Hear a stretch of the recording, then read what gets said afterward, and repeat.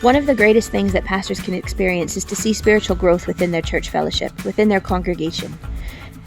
Before we moved to Edmonton, when we first heard about the Southside Church and had to look up on a map where in Canada it was, we began praying for our church family.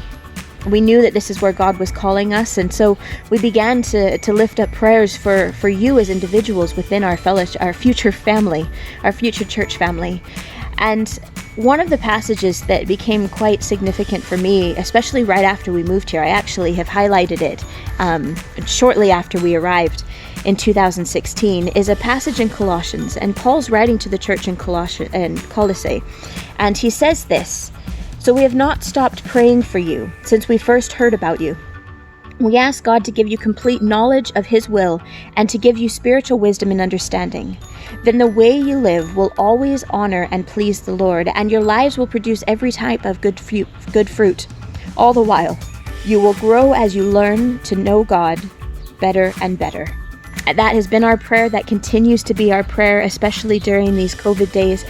And when I pose this challenge of sharing a scripture passage that has been meaningful for you throughout your life or through these COVID days, at first there was a bit of resistance.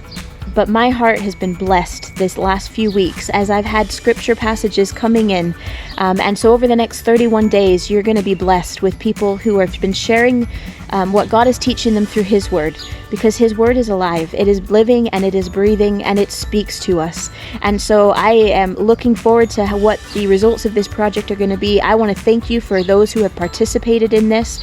And I hope that you're as blessed as much as I have been putting this together. Our prayer is that we continue to see growth, that we continue, each and every one of us, to just fall in love with Jesus, allow Him to transform our lives into His likeness, so that the world will be blessed through us.